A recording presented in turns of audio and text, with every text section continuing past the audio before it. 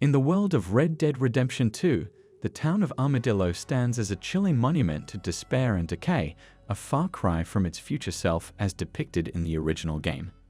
As players explore this desolate locale, they encounter not just the physical ruin caused by a devastating cholera plague, but also whispers of a deeper, more sinister curse. At the heart of this curse is Herbert Moon, the owner of the Armadillo General Store, who becomes an intriguing focus for unraveling the truth behind the town's misfortune that left it in shambles in Red Dead Redemption 2. In today's video, we will take a deep dive into the curse of Armadillo and also take a look at Herbert Moon, taking a closer look at his past and his connection to both the strange man and the curse of Armadillo. If you enjoy videos like this one, please be sure to subscribe. As 99% of viewers have not done so, I appreciate all of your support. Now let's uncover the truth behind the curse of Armadillo. The game introduces Armadillo as a town teetering on the brink of collapse.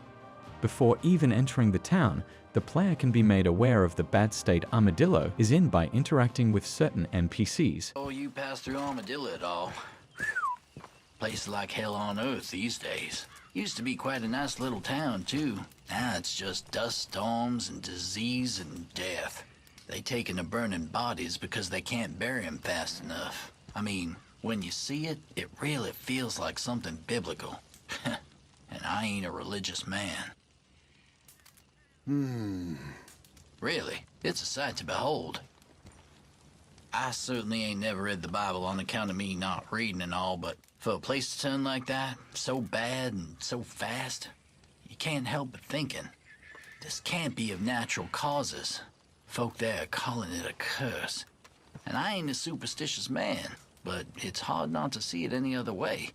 They're saying this figure appears sometimes there in the distance. Black suit and big top hat, then disappears. Shadowy, like he ain't of this mortal realm. The Reaper and his Sunday best. Maybe they're being punished for sins or something, I don't know. I got enough sins on my tally to figure I'm gonna stay well away from there. And I ain't a betting man, but I'd put my money on this. Way things are, won't be long before Tumbleweed is the only town left in these parts, and there won't be nothing in Armadillo but ghosts. When you first arrive at Armadillo, fires burn in the streets where residents, overwhelmed by the rapid spread of cholera, resort to burning bodies in a desperate bid to curb the epidemic. The air is thick with the stench of death, and the few who remain are either building coffins or burning the dead bodies that line the streets to stop the spread of the disease. Others speak of a curse, lending a supernatural dimension to their suffering. Along with fighting the plague, the town is also under constant attack from the Delaware gang, who raid the town, causing even more chaos and terror. Notably, amidst this chaos, Herbert Moon remains curiously unaffected by the disease, a fact that stirs suspicion and resentment among the townsfolk. Beer and whiskey's about the only thing left that's safe to drink in this town. I should warn you, I'm sick, but so is pretty much everyone else around here. Apart from that son of a bitch who runs the general store.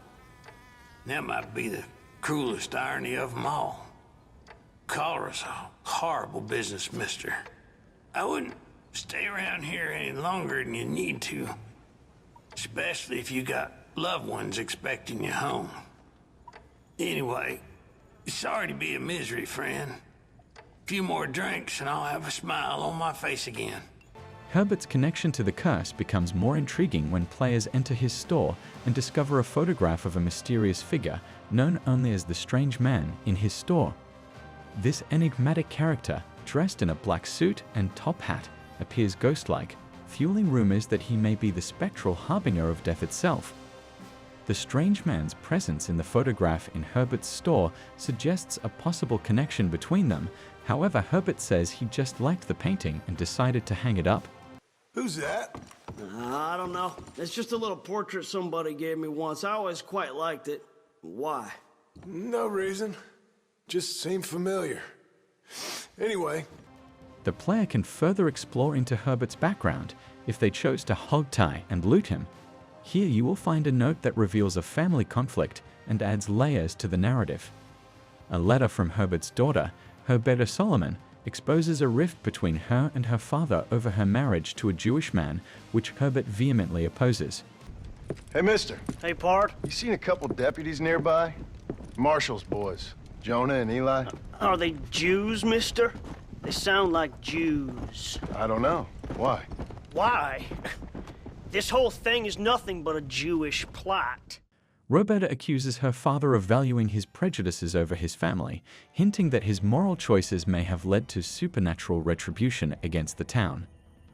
This letter not only highlights familial strife, but also highlights Herbert's immoral choices. As it reads, "Papa, I know you do not like Isaac, and cannot bear that I have sullied your bloodline, as you put it, but I beg you to not cut me off as a daughter. I love and respect you, but I also love my husband. Even though you consider the cause of blood and the selling of groceries to be the purest and best of callings, I feel called to a different path. Isaac and I are dedicating ourselves to helping the poor. I am sure your God will hate me for marrying a Jew, but Isaac is a good man, whatever you may think. Oh, Papa, I pray for you to the God you believe must hate me, and that he in his infinite wisdom can make you see that I am not the sinner you believe me to be. Either way, I love you and hope you will forgive me for this unpardonable sin and come and see your grandchild when it arrives. Your daughter."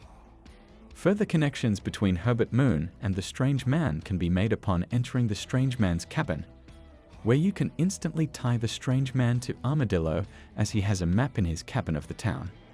To make things weirder, there is strange writing on the map that reads, "I offered you happiness or 2 generations, you made your choice." Players have questioned whether this could be referring to a deal Herbert made with the strange man, where the strange man gave Herbert the choice between happiness or 2 pure generations. This theory gains credibility when you take into account the strange man's past in the Red Dead universe. The strange man engages characters like John Marston and Arthur Morgan in scenarios that are less about supernatural intervention and more about moral choice. Hello, John. John Marston. Do I know you? I hope so. I seem to know you. I'm pretty good at remembering faces. Are you? Do you remember Hattie McCourt's face? Who? She was a girl Dutch Vanderlyn shot in the head on that raid on the ferry a few years back. Same one you got shot on. Pretty girl, until her eye was hanging out by a thread of tendon and her brain was plastered over a wall. Not really. Then why would you remember me, friend? You've forgotten far more important people than me. What's your game, friend? I don't have a game, John. Listen, sometimes I just wish I'd known more about life. Wish I'd had better guidance. A friend of mine is drunk as a skunk in the saloon on Thieves' Landing. I think he's gonna be unfaithful to his dear wife. Why don't you head over there and see if you can advise him how best to proceed? What do you think I am? I know what you are, John.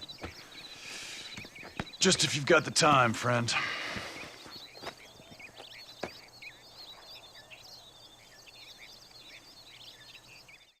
His interactions suggest that his true power lies in presenting knowledge that leads to moral dilemmas, influencing characters through the consequences of their decisions, rather than direct manipulation.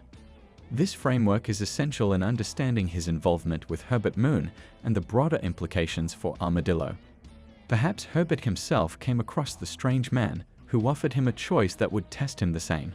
It is believed that the strange man offered Herbert either happiness or a grandchild, which would mean a child between Herberta and the Jewish man Herbert opposes.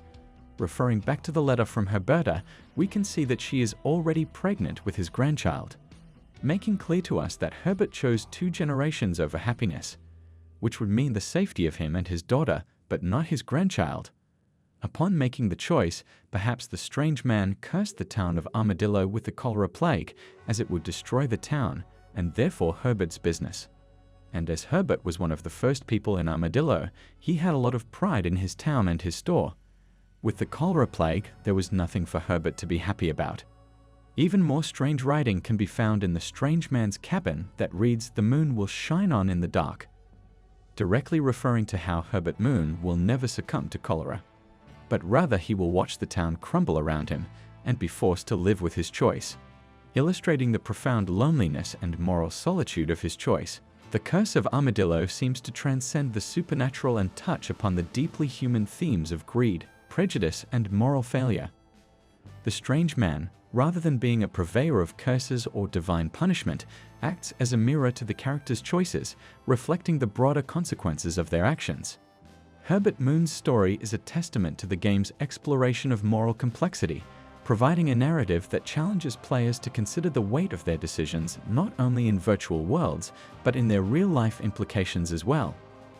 The real Curse of Armadillo, then, is not of supernatural origins, but of human making, a poignant reminder of the darkness that can prevail when selfishness and prejudice override compassion and communal responsibility.